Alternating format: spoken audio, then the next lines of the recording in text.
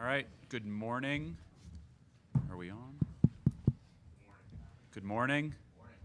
All right. Welcome to College Park, Maryland for the NCAA Women's Basketball Tournament, College Park Regional. We are joined by Virginia Tech players Asia Shepard and Elizabeth Kitley. A few protocol things. We will have questions in person. We'll take from you guys first, and then we'll go to questions on Zoom. For the questions in person, we have a mic holder here, Josh, who's off to the side. If you have a question, please raise your hand. We'll get a mic over to you. When you get that mic, please state your name and affiliation, just for the video broadcast and for our players to know who you are. Another item is that you are not allowed to video record this press conference. Should you need a copy of it, please work with the folks from Hammond Communication in the back of the room. And we will give you information when we're done about getting that recording as well. So we'll get underway. If you have a question, please raise your hand and we'll get a mic to you. We'll start here in the second row. Aaron McFarling with the Roanoke Times. Elizabeth, can you describe the last couple of weeks, health-wise and psychologically, how it was trying to get ready for this game? Yeah, I think, it happening, falling on my shoulder like in the ACC tournament is, a pretty unfortunate time, but the fortunate thing about it was I had like 2 weeks to kind of get better before the start of this tournament. So it's been a lot of, exercises and rehab and stuff, which has really helped me gain my, confidence back and trust in my shoulder. So I think the time has just really helped, and I'm like good to go. I'm ready for the tournament. All right, to the right-hand side. Hey, Asia. Ryan Moy, WFXR News out of Roanoke. What is it kind of like being back at home? I know you're from Alexandria, but how does it feel to kind of be back in the DMV? And do you expect to have some of your folks in the audience tomorrow? It feels good to be home, especially because a lot of people reached out to me and was telling me that they would be at the game and they would be in attendance. A lot of people already bought tickets, so it's awesome the support that I get when I come back close to home. So it's been great. We'll go to the far back right corner. Eric Johnson, WSLS 10. Asia, the second year for teams to be in the tournament is typically a good turning point. You had that first year. You get kind of those jitters out of your system. How much talk is centered around trying to seize the moment, seize the opportunity this time around? A lot of it. It's funny that you mentioned that we're kind of like veterans now within this, so it's not like we're going to be afraid of the bright lights like we, the jitters and stuff that we were the first time around. And we're also better. Like, we've gotten a lot better, and I think that we're prepared to be in this thing for a long time. Like, we're not just hoping to win, we're expecting to win. So I think that's the biggest difference. We'll stay in the back row on the right side. Yeah, Anthony Romano, WDBJ. For both of you guys, it was about a month ago, Coach Brooks said that Virginia Tech doesn't recruit McDonald's All-Americans. They recruit Five Guys All-Americans because they got to make them in front of you, and they make the All-Americans. Liz, I know you kind of proved that true this week. In Asia, it seems like you've broken every record in the book this year. For both of you guys, what was your vision when you committed to Virginia Tech, and do you feel like part of that has come true this season? Start with Asia. For me, I'm sure you all have heard the stories, since I've been here for so long, but Coach and I discussed these things when he was recruiting me, and we talked about a lot of this, but the player that I have sitting next to me, she's done phenomenal things in a short amount of time. And that's just those are the things that touches me more than anything, because we couldn't get players like her when I was first starting out. And now, she saw the product that we were producing and she wanted to be a part of it. And now it's just a testament to her hard work and what the program has been able to do. And I'm just very excited for the trajectory that the program is on. Elizabeth. To go back and give Shep some credit, the reason I did come here was because I saw the program take an upward swing, and I think my her first 2 years I was getting recruited here, and I saw what was building and how she was getting better as a player, and I could just see that Coach Brooks really wanted to make his players that he had better and not just recruit over people all the time, which is what some big schools just do. That's what they attract, but he really wanted to build a team, and I wanted to be part of that. We'll go on the second row on the left-hand side. Gabe Eber from Hoop Stats. I was wondering, FGCU plays a really 5-out system. I was wondering if you guys have experienced a team that plays like them this year, and what are the challenges specifically with their offensive system? I think we've played teams that have, 5 people that can shoot, but not exactly I feel like they play 5 guards, which is something I don't think the ACC really has. Maybe in the non-conference we saw something like it, but not as much as them. So it's going to be different, but good thing we've had a lot of time to prepare, and we'll be ready. We'll go back to the second row on the right. I know you guys don't care what the media says probably, but ESPN's put you on upset alert. The Associated Press has put you on upset alert. Florida Gulf Coast, I think, has made 44 more three-pointers than any other team in the country. Do you guys almost feel like this is an 8-9 matchup or something like that? I mean, does it feel more even than a 5-12 should? Asia, you take that? To be honest with you, we know that Florida Gulf Coast deserved better than a 12 seed, but we also believe that we deserve better than a 5 seed. So in that aspect, I think both teams are prepared to play their hearts out. But, you know, we never care about what the media says. Nothing against you all, but we just play our game. We don't really care about that stuff. Other questions from the media in person?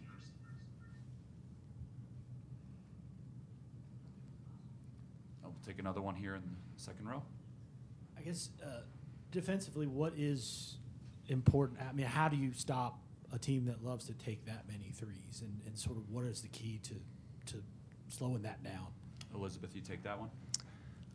I think we need to look at each player individually because they all can shoot, but obviously some shoot at a higher percentage than others. So just deciding basically who we're gonna really, really sell out on, and then who will a lot to be a little bit more help because they don't just shoot threes; they get to the lane a lot too. So we can't just commit.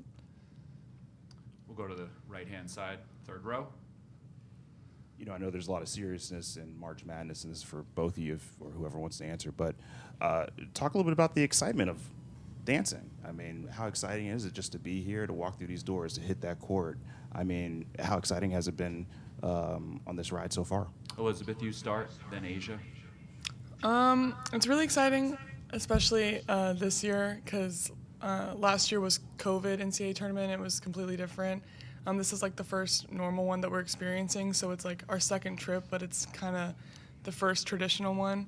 So kind of using that to fuel our excitement even more because, you know, the more adrenaline we have, hopefully the better, you know, the more fun we'll have when we're playing. For me, it seems like it took a long time for us to get here, being that the ACC tournament was so early, and then waiting for Selection Monday, and then finally being here. It's been amazing, but I'm just loving every minute of it because obviously this is my last one, so I'm enjoying it. So it's fun to finally be here, and we can't wait to play tomorrow. Do we have any questions on the Zoom? If you do, raise your hands. All right, seeing none, one last call for any questions here in person. All right, you guys can head back to the locker room. Thank you. Thank Asia and you. Elizabeth. Thank you. Thanks.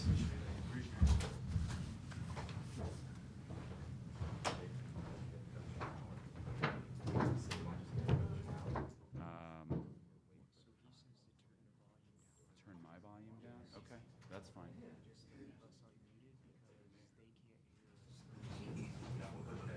Okay, got it. All right.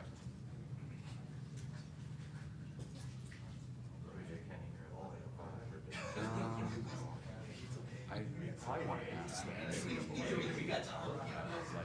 I don't know if there's another. I don't know if there's a national reason that we would go at 11:05. Yeah, you want to ask because I mean, obviously we.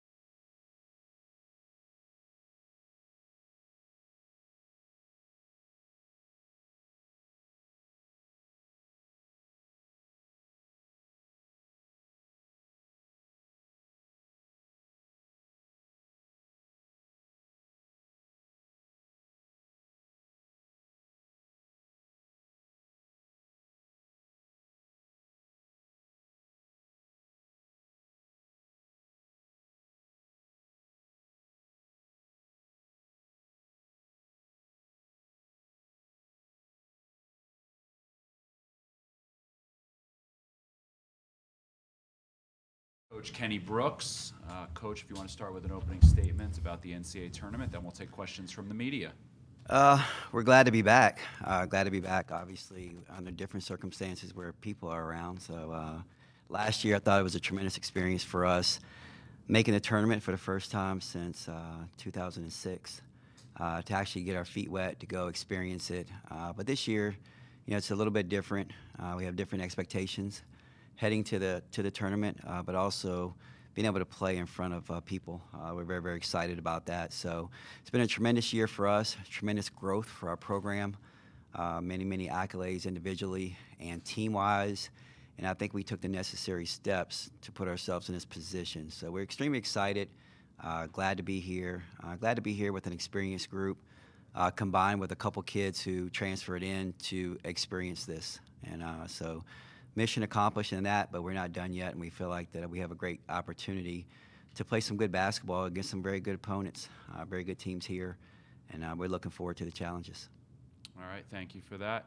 If we have questions here in person, please raise your hand. If you're on the Zoom, also please use the raise hand function.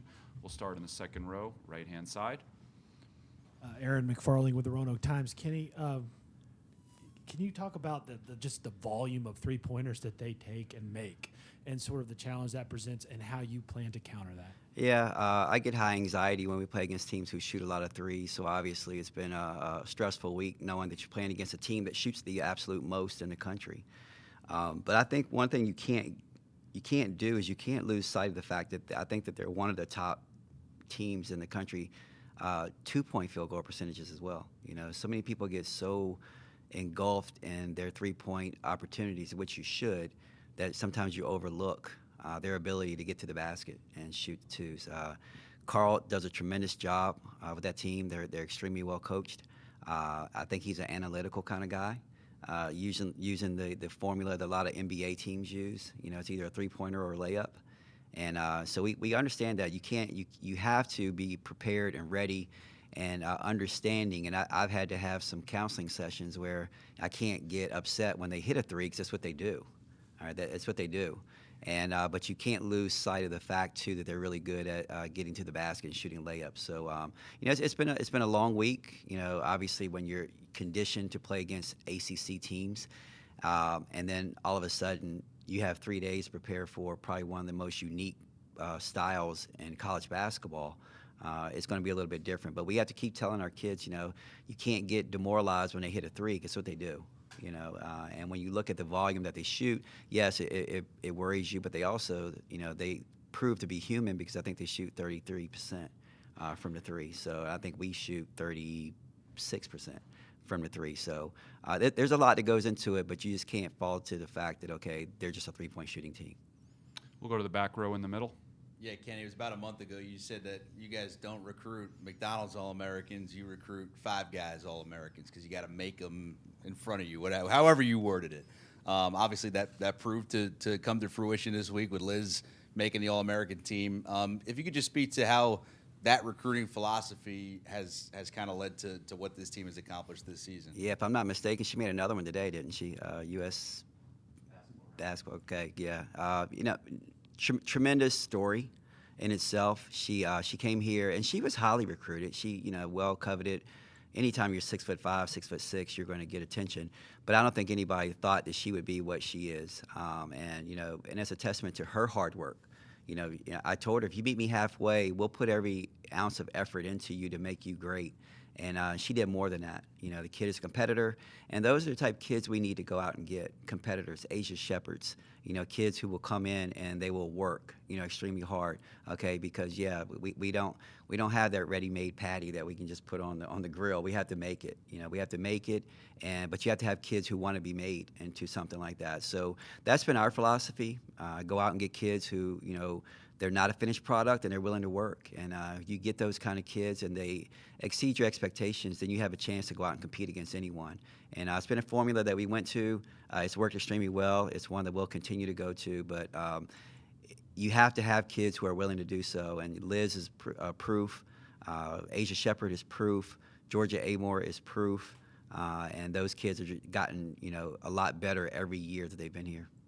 We'll go to the far back right corner. Coach, you spoke to it just a second ago, and Asia also mentioned how this year is really a big moment of kind of getting here and staying here. You know, last year you made an appearance, but how important is it to make sure you have a long stay here, not just a brief stay? Well, I mean, I think you have to respect your opponent first and foremost. I would love to go behind the scenes to try to figure out how they came up with the fact that Florida Gulf Coast is a 12 seed. They're not. You know, I don't understand how you can be ranked in both polls. As a matter of fact, they're ranked ahead of us in one poll, and they're a 12 seed. And so, first and foremost, you have to respect your opponent. We understand who they are. We understand how well coached they are, how good they are.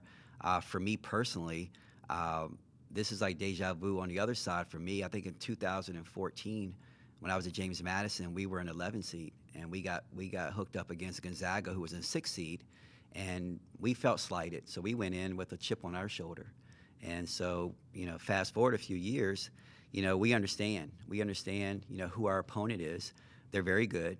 But at the same time, we put in a lot of work, and our kids have developed to the point where we're good too.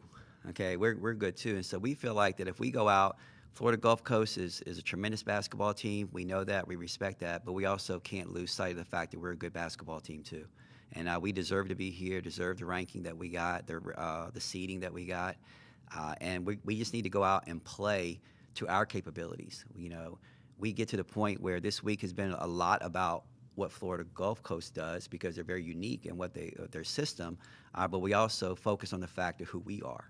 And we're a very good basketball team, and I'm sure Carl is over there wondering how he's going to defend us too. They make 11, I think it's 11 and a half threes a game. All right, we make almost 9, so it's not like we make 2 or 3.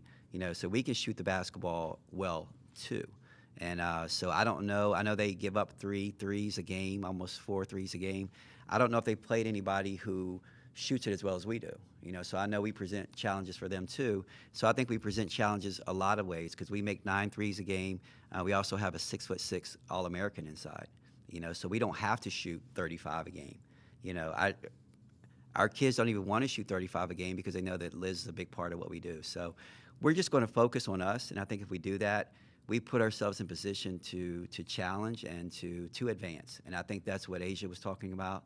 Last year, we had to go through it, and we ran through the buzzsaw, which became Baylor. And we learned a lot from that experience, and I think it really helped us prepare through the summer and the fall and in the season, knowing what you have to do to be able to advance in this tournament. We'll stay on the right-hand side, third row. Hey, Coach Brooks, how you doing? Good. If you don't mind, just talking a little bit about Asia Shepherd. This is sort of a homecoming for her, considering she's from the DMV area. I mean, how's it going to – have you talked to her about that, or has she expressed anything about that, given the fact that she's going to have family in the stands, and that means more fans for you guys as well? Yeah, I mean, the fan part is going to be really good. Just having support. Her family's going to be here. A lot of friends are going to be here. I don't worry about that. Sometimes you worry about that with players coming back home and, do they play differently? What's the case? We've been fortunate where we've gotten her back in this area a few times. And there's nothing different about her. As a matter of fact, we took a trip this year, the beginning of the season. I think it was our second and third game of the year. We played against GW and against George Mason. And she had phenomenal games in front of, a lot of people. A lot of Shepherds were in the building. And she played extremely well. So I don't think it's going to be anything that makes her play any differently. And that's something that's a blessing for us. But the more support we can get in this building, the better off we'll be. We'll go to the left-hand side, second row. Hey, Coach. Gabe Ibrahim from Her Hoop Stats. I have 2 questions. So you mentioned, kind of the differences between your teams. I was wondering if you're expecting FGCU to, push the pace, maybe press a little bit. And then my second question is, does anyone in the ACC play like them? Or is there anyone in the country that you face that plays like them? No, I'll answer your second question first. No. Very unique, very unique. I mean, I'm sure some people try to emulate the style. He's been doing it forever. He and I, we respect each other. We talk a lot. We share a lot of the same experiences. When I was at James Madison, he's at Florida Gulf Coast for a long time. Being a mid-major and what some people might consider a mid-major power, I know it's hard to get teams to want to play you. And his style is even more so. I refer to it as almost like a unicorn. You know, you just don't. You know it's out there, but you just don't see it. And when you run up against it, and you're trying to figure out how you're going to stop it, it's like nothing else that you've ever seen. And we're built differently. We're built to go up against the rigors of an ACC schedule, a 21-game ACC schedule, where there's a lot of pounding, more what some people might consider traditional basketball. And what they do is very untraditional. They're smaller, but they're feisty. And, you know, we understand that they're probably going to put one in front of Liz, one behind Liz. But what I think is going to be a little bit different is that we still have shooters all around. We have 3 kids on the perimeter that shoot 40% from the 3. You know, so that's a little bit different combination. So I have not seen anything like it. I know a lot of people that I've talked to, they don't favor playing against that type style, just because it's just so different. You know, so different, and they take advantage of their advantages. You know, with the 3-point shot, the smaller players, and they do a really good job of that. So we have to make sure we handle that. And then I got so long-winded I forgot your first question. Do you expect him to push pace? Yeah, oh yeah. He's not going to change. He's not going to change. When you have Morehouse, I mean, I don't think there's anybody in the country faster. You know, she pushes it from one end to the other very, very quickly. And a lot of what they do is they push it, and I'm not saying it's they push it so that you will suck in, and then they kick it back out. And so we have to be ready for it. We have one of the quickest guards in the country, too, 2 of them, you know, Georgia Amore and Kayana Traylor. So we think that we do a good job. We can match up on them. Not that we're going to shut them down or completely stop them. They're too good to do that, but we just have to make it tougher for them. On Zoom, we'll go to Greg Hardwig from the Naples Daily News. Go ahead, Greg. Hey, Coach. Have you faced a player like Bell before, and how do you expect to handle her? Face a player like Bell a lot when you play in the ACC. There's a lot of them, but obviously with Bell, I know she's going to be a very high draft pick. She's an extremely talented player, and she's in a system that really, really suits her. And so, you know, using the term green light, you know, sometimes people feel like that you can just go and gun, but she has a green light in her situation where she has the ability to go and create. And she's much more than just a shooter, much more than just a scorer. She does a lot for her team. She's an emotional leader for that group, and we understand that. We've played against people, you know, similarly talented, you know, whether it's been this year in the past when you have the Enriques and, you know, a lot of people that we've faced in the ACC. But she's a tremendous talent, and, you know, it's actually fun watching her when you don't have to scout, you know, to play against her. But we know she's going to present more challenges than just what's on the surface. She's a great basketball player. Any other questions for Coach Brooks? We'll go back row, right-hand side. Yeah, obviously when Liz and Kayla went out in the ACC tournament, other players had to kind of step up and fill in the gaps. Kayana, DeAsia got more playing time. Do you see the impact of that carrying over into them maybe playing with a little bit more confidence here in the NCAA tournament? You know, it was a great opportunity for them to shine, but I don't think it's going to help their confidence. Their confidence was never low. They're good. They're good basketball players, and they know they're good basketball players. It was just their opportunity to step up and help the team in a different way. Kayana Traylor she's no stranger to scoring the basketball. You know, she averaged 15 points a game for Purdue. She came here for the sole reason that she wanted to be on a team where maybe she didn't have to do as much, but she was going to contribute. And she wanted to get to this moment. She wanted to be able to play in the NCAA tournament. And when I recruited her, she said, I don't need to, you know, have the ball in my hand all the time. I don't need to score all the points. I want to be a contributor to a really good basketball team. And that's what she's been able to do. Before the tournament, she texted me. She said, you know, what do I need to do to help us win this thing? And, you know, that just goes to show you the confidence that she has, and she's willing to step up. And that's like a lot of our kids. It's just that we're very talented across the board, so they're all, you know, they all sacrifice. They all sacrifice a little bit because they could be a little bit more maybe somewhere else, but they sacrifice because they want to get to this point where they can continue to win. One last call for questions for Coach. All right, Coach, you can head back to the locker room. Good luck tomorrow. Thanks, guys. All right. Media will remind you that a recording of this press conference will be available on the NCAA Digital Media Hub available at www.ncaa.veritone.com. Veritone is veritone.com. Transcripts are provided by ASAP and will be posted shortly. Thank you for joining us here. And we will remind you that the Maryland student athletes will be available at 12:25 p.m. in this room. Thank you.